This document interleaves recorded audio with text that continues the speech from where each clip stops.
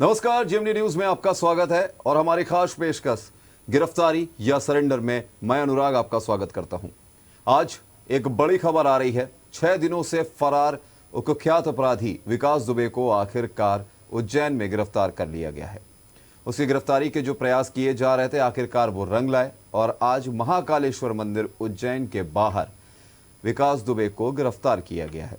लेकिन प्रश्न वही, सवाल वही कि आखिरकार 6 दिन के बाद और 3 राज्यों को पार करते हुए आखिरकार मध्य प्रदेश वो कैसे पहुंचा, कैसे उसकी गिरफ्तारी हुई, क्यों यूपी पुलिस की नाक के नीचे से विकास दुबे इस तरीके से निकल कर गया। और ये सारे प्रश्न जो हैं ये एक सवालिया निशान उठाते हैं कहीं ना कहीं कार्यप्रणाली, जो पुलिस की कार्यप्रणाली है उस पर और जो मुखबिर तंत्र है उस पर भी। और सबसे बड़ा प्रश्न चिन्ह ये भी कि क्या कोई संरक्षण उसको मिला हुआ था जिसकी वजह से वो 3 राज्यों को पार करते हुए आखिरकार उज्जैन पहुंचा। और इन्हीं सब बातों पर चर्चा करने के लिए मेरे साथ इस वक्त स्टूडियो में मौजूद हैं जेएमडी न्यूज़ के आउटपुट हेड राजीव श्रीवास्तव जी। राजीव जी, आपका हार्दिक स्वागत है। राजीव जी, 2 जुलाई की रात जो भी कुछ हुआ चौबेपुर के बिकरू गांव में, उसके बाद एक तरह से देखा जाए तो माहौल बदल गया। पुलिस प्रशासन के नाक के नीचे एक अपराधी इतना बड़ा जघन्य अपराध कर जाता है। सबसे बड़ा सवाल यह भी उठता है कि जिस चौबेपुर थाने के अंतर्गत यह घटना हुई, उसी चौबेपुर थाने में लगातार 60 केस उस अभियुक्त के खिलाफ दर्ज है। वो एक हिस्ट्री शीटर है, लेकिन उसने अपने अपराध की एक लंका सजा रखी थी बिकरू गांव में। और उस पर सोने पर सुहागा अगर कहा जाए तो ये कि उसने खुलेआम चुनौती दे रखी थी पुलिस प्रशासन को कि यदि कोई पुलिस हमारे गांव में मुझे गिरफ्तार करने के लिए आता है तो वो जिंदा वापस नहीं जाएगा, लाशें ढोने के लिए कंधे कम पड़ जाएंगे। और अब 6 दिन की इस जो मशक्कत है उसके बाद वो जो नाक के नीचे से यूपी पुलिस के निकल के जाता है और 3 राज्यों को पार करते हुए जाता है और आखिर पर गिरफ्तारी खुद की कराता है या सरेंडर करने की बात जो सामने आ रही है वो कराता है उज्जैन में। क्या कहेंगे इस पूरे प्रकरण पर सर? देखिए, सबसे बड़ी बात अनुराग ये है कि लगातार जिस तरह से पुलिस मुस्तैद दिखाई दे रही थी और कोशिश कर रही थी कि जो अपराधी है, मुख्य अपराधी है विकास दुबे, उसको और उसके साथियों को पकड़ा जाए, तो कहीं ना कहीं हम ये देखेंगे कि उसके साथियों को पकड़ने में तो पुलिस ने मुस्तैदी दिखाई। मुठभेड़ भी हुई, लगातार मुठभेड़ हुई जिसमें उसके साथी मारे गए जो उस घटना में शामिल थे। लेकिन सबसे बड़ी बात है कि विकास दुबे को लेकर पुलिस की जो चाल थी वो निश्चित तौर पे आप कही जा सकती है कि काफ़ी सुस्त या ढीली दिखाई दे रही थी, क्योंकि विकास दुबे मुख्य अपराधी था। सबको पता था कि इसने इस घटना को अंजाम दिया, बावजूद इसके वो 3 राज्यों को पार करके उज्जैन तक अगर पहुंच जाता तो ये एक बहुत बड़ी बात है। सबसे बड़ी बात यह है कि पुलिस ने नाकेबंदी कर दी थी घटना के तुरंत बाद से पूरे कानपुर के अलावा उत्तर प्रदेश की जो सीमा थी उसको भी सीज कर दिया गया था। साथ ही साथ दूसरे जो राज्य हैं आपस में, जो उत्तर प्रदेश से लगे हुए राज्य हैं, उनको भी अलर्ट कर दिया गया था। बावजूद इसके वो फरीदाबाद भी जाता है विकास, वो दिल्ली भी जाता है, वो कानपुर भी जाता है और कानपुर से होते हुए फिर वापस वो उज्जैन भी जाता है। ये जो अब तक की जानकारी आ रही है, उसने इस तरह से यात्रा करी और उसने जो अभी आरंभिक पूछताछ में उसने जानकारी दी, उसने कहा है कि वो बस से गया। लेकिन ये बात भी किसी के गले उतरने वाली नहीं है कि इतने कम समय में बस से यात्रा करके वो कैसे पहुंच सकता है। निश्चित तौर पे हम कह सकते हैं कि वो जो है किसी न किसी का सहयोग लेता रहा, उसके जो सहयोगी हैं उसे बहुत सारी मदद मुहैया कराते रहे। इसी की बदौलत वो उज्जैन तक पहुंच गया। और ये जो गिरफ्तारी हुई है, जिसे हम गिरफ्तारी कह रहे हैं, उज्जैन के एसपी ने उसको गिरफ्तारी बताया है कि सरेंडर नहीं किया, लेकिन ये इस पर भी संदेह निश्चित तौर पर गहराता जा रहा है और सवाल भी उठने लगे हैं। मध्य प्रदेश की कांग्रेस की अगर बात करें तो उसने सीधे तौर पर वहाँ के जो गृह मंत्री हैं उनको निशाने पर लेते हुए इस तरह के सवाल उठाए हैं कि ये गिरफ्तारी एक सोची समझी गिरफ्तारी है और किसी तरीके से इस प्री प्लान के तहत इस गिरफ्तारी को किया गया है और ना कि ये सरेंडर किया है और ना ही पुलिस ने छापेमारी के दौरान इसको गिरफ्तार किया है। सर, जिस तरीके से पूरा ये प्रकरण रहा है और जिस तरीके से आज उज्जैन में भोर इस अगर बात करी जाए तो वो वहाँ मंदिर पर दर्शन करने पहुँचता है, दुकानदार से वो सारी जानकारी लेता है, उसके बाद मंदिर में प्रवेश करता है। इस पूरे प्रकरण में जब हम वीडियो फुटेज देखते हैं तो हम उसमें एक जगह वीडियो फुटेज में हम ये देखते हैं कि वो बड़े ही आराम के साथ वो बाहर आ रहा है, साथ में गार्ड भी आराम से चलता चला आ रहा है। और उसके बाद अचानक थोड़ी देर बाद परिदृश्य बदल जाता है। पुलिस पहुंचती है और वो चिल्लाते हुए वहां बताता है कि मैं हूं विकास दुबे, कानपुर वाला। आखिरकार वो किसको इंडिकेशन कर रहा था, क्योंकि वहां पे सुनने में ये भी आया कि बंटी नाम लेकर उसने ये बात कही। तो कहीं ना कहीं ये जो सारी चीज़ें हैं, जो सारा वाक्य है, वो ये दर्शाता है कि उसकी पूरी प्लानिंग थी, उसको संरक्षण था, तभी वो इतना कर पाया। और इस बीच हम आपको एक बहुत ही ज़रूरी बाइट सुनाएंगे। अनिल सैनी जो हमारे संवाददाता हैं, जो शुरुआत से ही इस पूरे प्रकरण पर नजर बनाए हुए हैं, क्या कुछ कहना है उनका। कानपुर हत्याकांड का मुख्य आरोपी विकास दुबे को आज सुबह मध्य प्रदेश पुलिस ने गिरफ्तार कर लिया। वहीं मध्य प्रदेश पुलिस की गिरफ्तार होने से यूपी पुलिस अब सवालों के घेरे में है। घटना को अंजाम देने के बाद 2 दिन तक कुख्यात अपराधी विकास दुबे सिवली जनपद कानपुर देहात में अपने एक मित्र के घर पर 2 दिनों तक बना रहा। वहीं घटना के बाद से सभी बॉर्डर और एरियाज को सील कर दिया गया था। सीएम योगी ने जो पूरे उत्तर प्रदेश जनपद को सघन चेकिंग अभियान कर जल्द से जल्द विकास दुबे को पकड़ने के आदेश दिए थे, लेकिन सभी आदेशों को दरकिनार करता हुआ विकास दुबे मध्य प्रदेश के जनपद में जा पहुंचा। 2 दिन पूर्व विकास दुबे का फरीदाबाद में बने एक होटल में लगे सीसीटीवी कैमरों में कुछ फोटो देखे गए थे। फोटो वायरल होने के बाद में पूरे उत्तर प्रदेश में सघन चेकिंग अभियान के प्रशासन ने आदेश दिए, सभी बॉर्डर को सील कर दिया गया।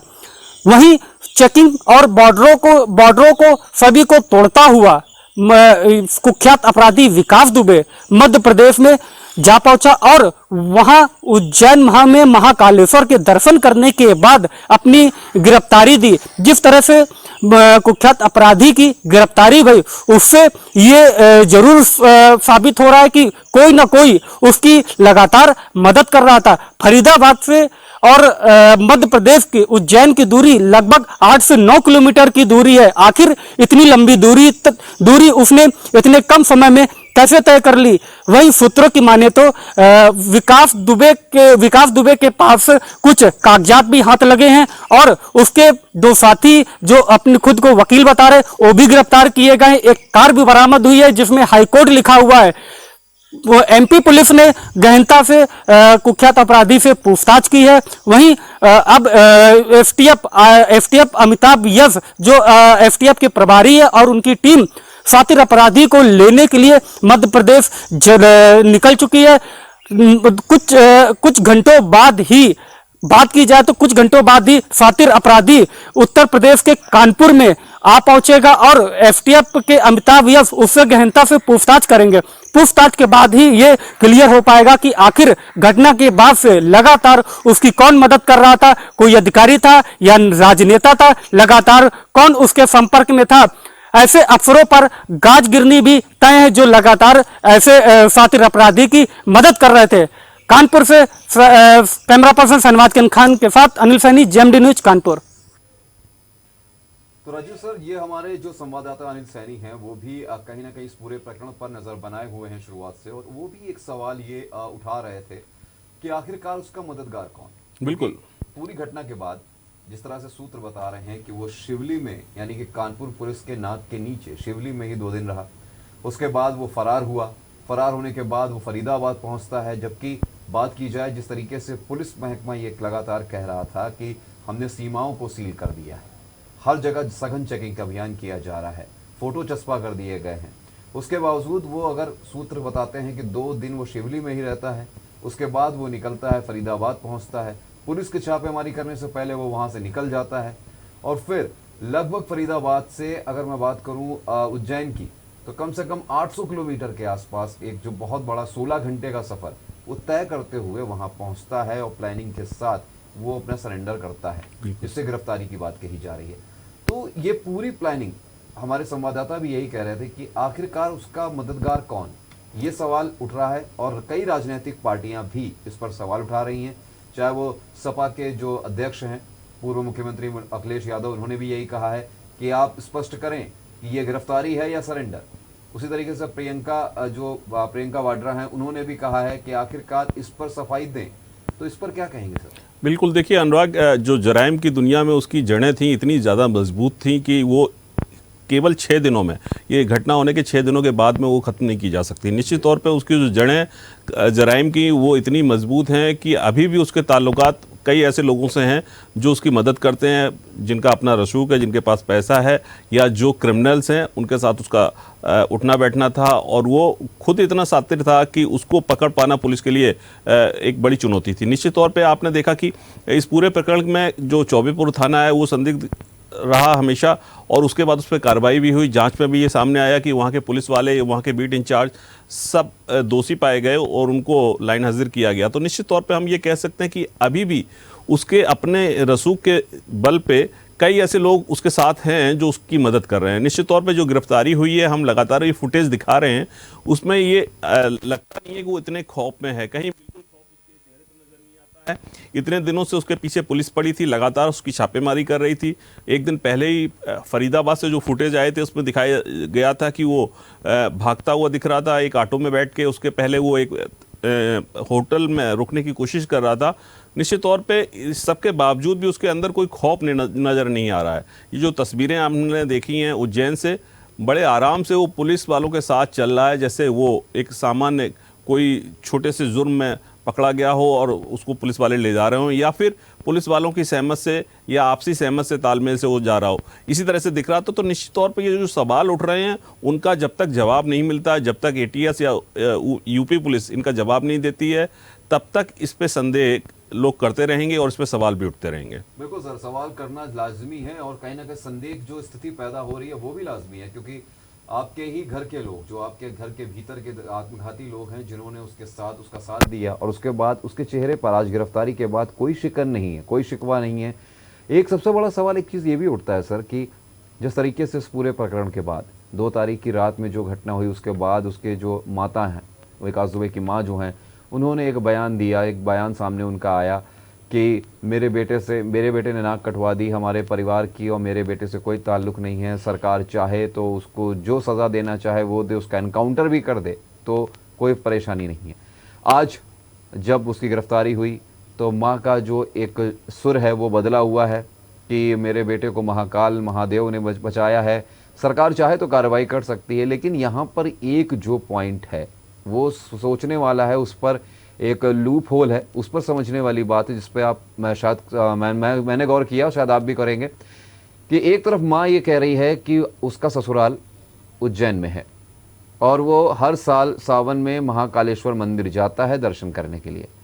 फिर ऐसा क्यों कि जब वो महाकालेश्वर मंदिर पहुंचता है तो वहाँ के दुकानदार से ये पूछता है कि पर्ची कहाँ कटानी है, सामान पूजा का कहाँ से लेना है। यदि वो हर साल जाता है तो आखिरकार ये सवाल उसने क्यों पूछा, क्या उसके पीछे प्लानिंग थी? और सबसे बड़ा सवाल ये कि क्या ये प्री प्लान था कि अपने आप को वहाँ पे लोगों के सामने जाहिर करना था कि मैं ही हूँ, लोग गौर करें। दूसरा, जिस तरीके से बीती रात वहाँ के जो चौकी इंचार्ज हैं उनका ट्रांसफ़र कर दिया गया, बीती रात ही वहाँ पर जो आला अधिकारी हैं, वहाँ के एसपी और डीएम हैं, उन्होंने वहाँ मीटिंग की मंदिर के एक कमरे में बैठ के, मंदिर का मुआयना किया। आखिर ये सारे सवाल जो हैं एक कहीं ना कहीं लूप होल पैदा करते हैं कि ये गिरफ्तारी है या सरेंडर। ये पूरा एक प्लान हो सकता है। इस पर हम बात करेंगे, फिलहाल यहाँ वक्त है एक ब्रेक का।